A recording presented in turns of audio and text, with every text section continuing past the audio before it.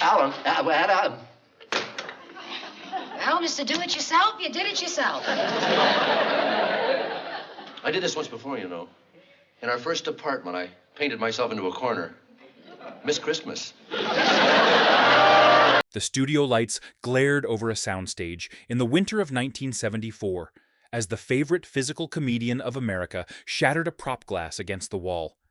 His bloodshot eyes darted across a room frozen in terrified silence. The air in the room grew heavy with an unspoken horror as the crew watched a national treasure unravel before their eyes. He gripped a crumpled and sweat-stained script with violently shaking hands. The script was supposed to be his dialogue for a television movie about addiction. It became a terrifying mirror instead. The producers, sitting in the shadows of the control booth, held their breath as the star let out a guttural scream that tore through the microphone feeds. Critics would soon watch this exact footage and call it a cinematic masterclass of raw emotion. They would praise his ability to reach into the depths of human despair and project it onto the screen. They were wrong. He was not acting. This was acting with blood. You know the smile. I know the smile. Millions of families gathered around their glowing television sets every week to welcome the ultimate symbol of domestic perfection into their living rooms. He was the man who tripped over the ottoman with effortless grace and sang with animated penguins, while projecting an aura of untouchable joy. The public saw a rubber-limbed genius who could turn simple physical movement into pure comedic gold. His face was printed on lunchboxes and magazine covers as the absolute definition of wholesome entertainment. The crew on that soundstage in 1974 saw a completely different reality. They saw a man possessed by a demon that had finally broken free from its cage. The physical comedy that once brought joy to millions had mutated into a grotesque display of genuine physical agony. The director yelled for action and stepped back in fear. The star collapsed onto the floor in a fit of genuine pain. The crumpled script in his trembling hand was no longer a tool for a performance. It was a physical record of his destruction. People whispered about the raw intensity of his screams that day. No one dared to ask why the terror in his eyes looked so incredibly authentic. The answer to that mystery remained buried under decades of studio protection and carefully crafted press releases. The truth of what fueled that horrifying breakdown will shatter everything you thought you knew about the golden age of television. We will uncover exactly what happened in that room when the cameras finally stopped rolling. How did the most wholesome father figure on television end up on a linoleum floor and screaming like a madman? The origin of this collapse did not begin with a catastrophic scandal or a sudden tragedy. It began with the slow and invisible erosion of a human body forced to operate as an indestructible machine. The television industry of the early decades demanded a pristine and flawless patriarch who could execute bone-rattling pratfalls, 50 takes a week without a single visible bruise. The star delivered exactly that to his ruthless network bosses. He threw himself over furniture and twisted his spine into unnatural shapes for the endless amusement of a nation. The physical toll of being a human cartoon was staggering. He smiled through the tearing of cartilage and the deep bruising of bone. He masked the structural damage to his joints and his psyche with a quiet ritual off-camera. He drank. The pressure of maintaining a squeaky, clean image weighed on him like a massive physical anvil. Every public appearance required him to project endless enthusiasm and boundless energy to crowds of adoring strangers. He walked into rooms filled with screaming fans while battling a crippling case of imposter syndrome that whispered he was never quite good enough to deserve their love. The fear of being exposed as a fraud paralyzed his mind in the quiet hours of the night. A single glass of liquor offered a temporary chemical shield against the crushing weight of those impossible expectations. The alcohol numbed the screaming nerves running down his battered spine. It silenced the frantic internal monologue of relentless doubt. It allowed the beloved character of Dick Van Dyke to step out of the lonely dressing room and perform his daily miracles for the rolling cameras. One single glass, after a long day of filming, quietly morphed into a mandatory requirement for survival. The network required him to be funny and light on his feet for hours on end. The body required the poison just to stop the hands from trembling violently before the first take. He lived a dual existence that tore his soul perfectly in half. In the bright studio lights, he was the loving husband who solved every family problem with a gentle joke and a warm embrace. In the dark of his own home, he was a man terrified of his own reflection and desperately pouring another drink to delay the inevitable crash.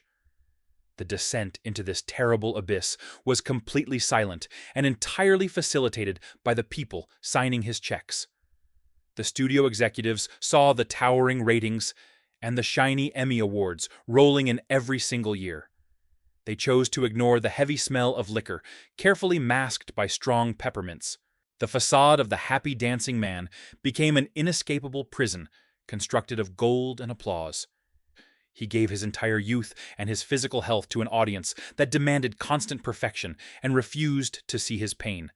The man behind the famous smile was drowning in plain sight, while the whole world cheered for his flawless comedic strokes. We often look at the glittering surface of classic television and wish for those simpler and more wholesome times. We rarely want to look at the fresh blood smeared on the hidden gears of the machine that manufactured those happy memories for public consumption. Those brave enough to look past the laughter must stay to witness how the ruthless studio system weaponized a man against himself and turned his private agony into endless public entertainment. The endless public entertainment required a brutal and invisible machinery to keep the gears turning smoothly. Network executives at the broadcasting company built a lucrative empire on his rubber-limbed agility and his infectious charm.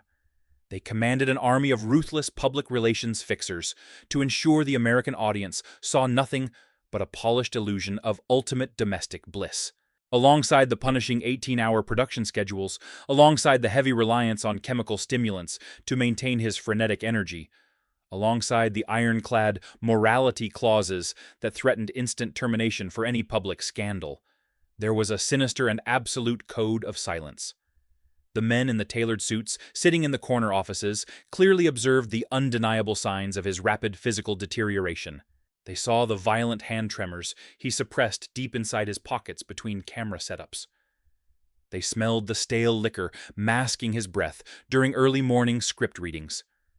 They chose the path of maximum profitability over basic human intervention. They protected the asset.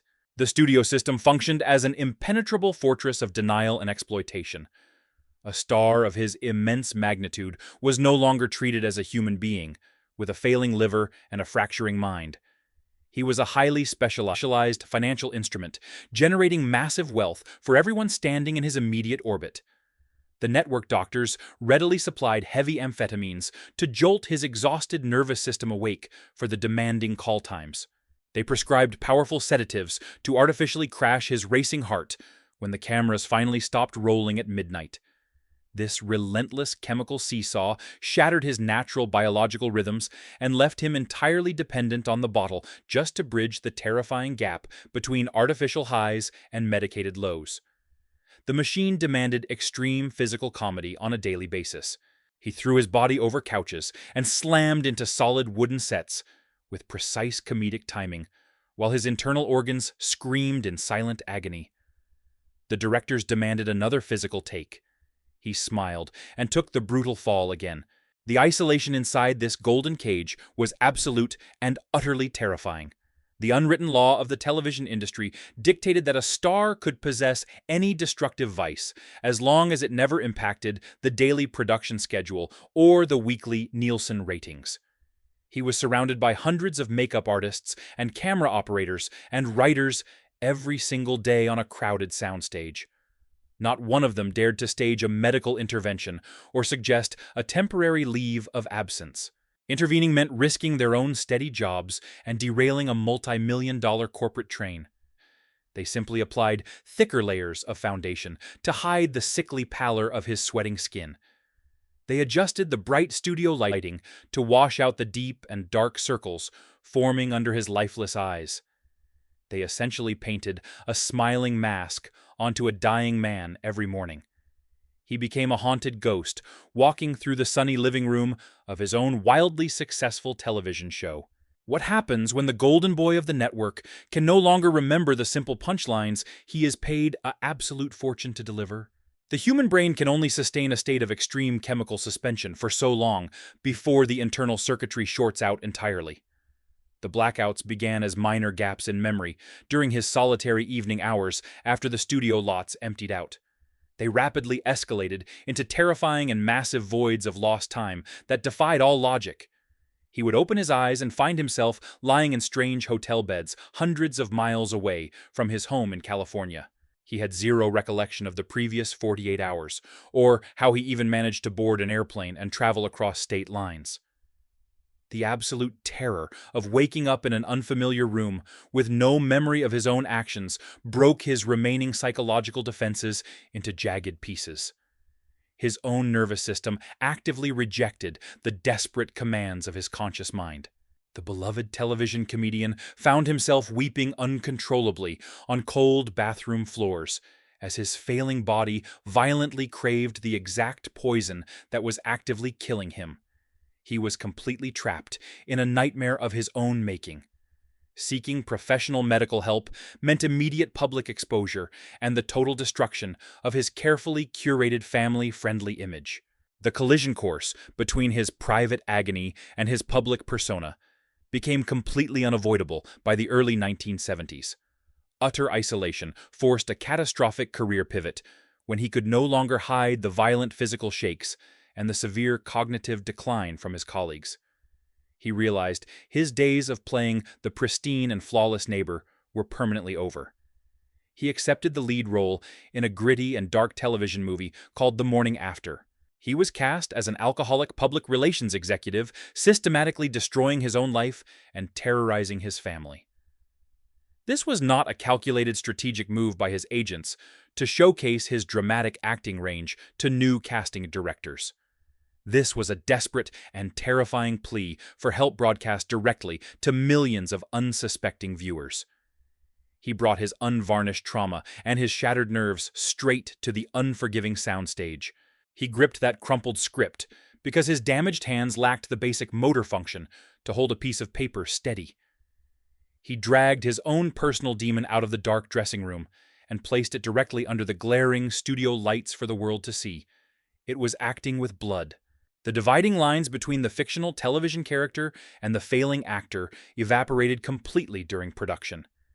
He channeled every single ounce of his hidden shame and his physical torment into a performance of terrifying authenticity.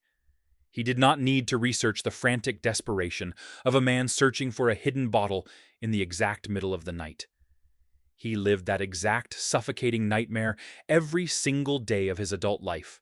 The cold sweat pouring down his gray face on camera was a genuine biological reaction to severe alcohol withdrawal.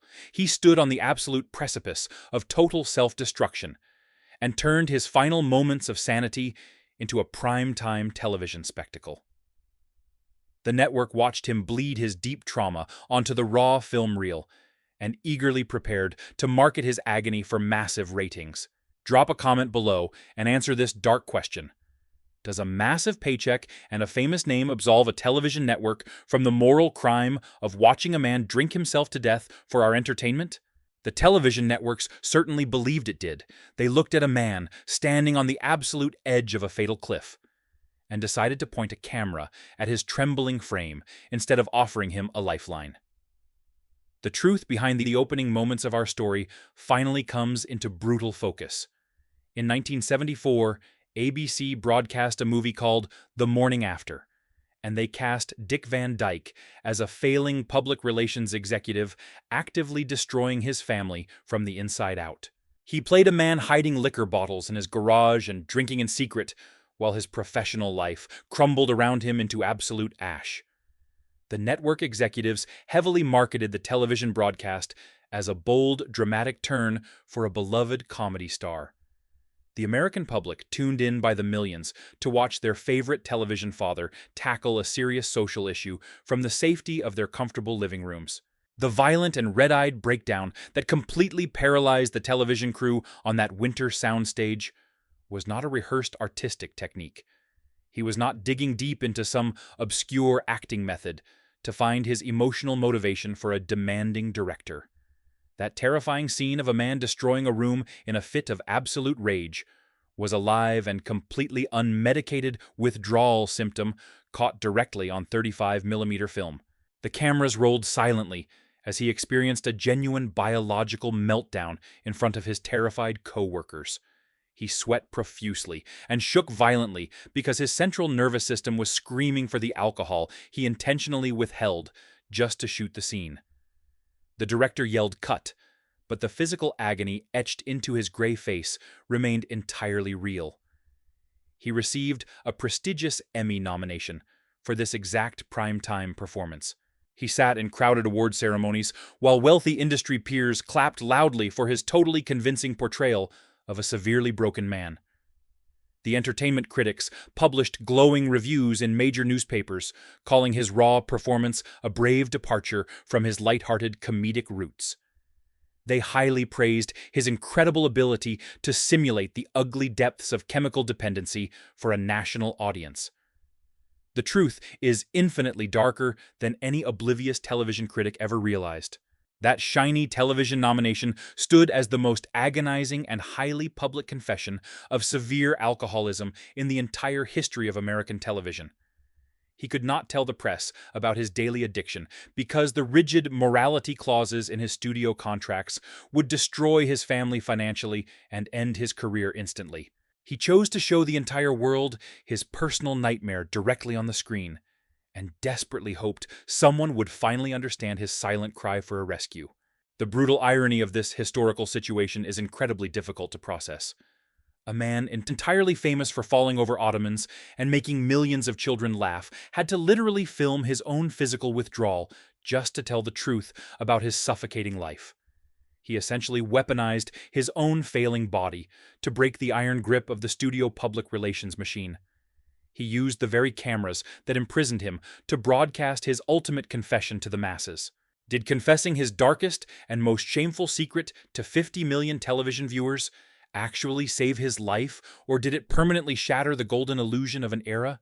He eventually survived the absolute bottom of his devastating addiction. He fought his brutal way out of the chemical prison that the broadcasting system helped construct around his mind and his body. He walked away from the endless demands of the wealthy network executives who quietly enabled his slow destruction for their own immense financial gain. The deep physical and psychological scars of that brutal journey remain permanently embedded in his long history. The sweat-drenched script of The Morning After remains a permanent historical artifact of a massive corporate system that actively monetized human destruction. It is no longer just a simple television prop used to memorize daily dialogue. It is a terrifying medical record. It is a brutal document of human survival. He gripped that fragile paper while his entire body tore itself apart in front of a live and terrified crew. That crushed pile of paper represents the exact moment a human being chose to stop hiding behind a highly profitable smile and finally let his personal monsters step out into the daylight. We consistently look back at the classic era of early broadcasting, and we celebrate its spotless and entirely wholesome programming. We hold tightly onto the nostalgic warmth of those old television shows because they remind us of a much simpler and safer world. We watch the late-night reruns and marvel at the effortless physical grace on the glowing screen. We consistently refuse to acknowledge the staggering physical toll those happy shows extracted from the human beings forced to maintain that perfect illusion. A highly talented man gave his entire youth and his precious sanity to make a nation laugh while his own powerful employers watched him quietly drown in a dark sea of liquor and heavy amphetamines. They built a massive financial empire on his famous face and completely abandoned his dying soul when the cameras finally stopped rolling. At what exact point does an industry demand for absolute perfection cross the rigid line into pure psychological abuse? The powerful television studios created a pristine fantasy for the trusting American public and forced their biggest stars to live in a very real hell just to sustain it. The ultimate legacy of Dick Van Dyke is not just a collection of brilliant physical comedy routines or a dusty shelf full of shiny industry awards. His true legacy is the grim reality of a survivor who had to tear open his own veins on national television just to escape the crushing weight of his famous character. He showed us the heavy blood required to paint a pristine masterpiece of comedy. You must decide if the endless laughter was truly worth the price of a human life. Subscribe to uncover more buried files of old Hollywood.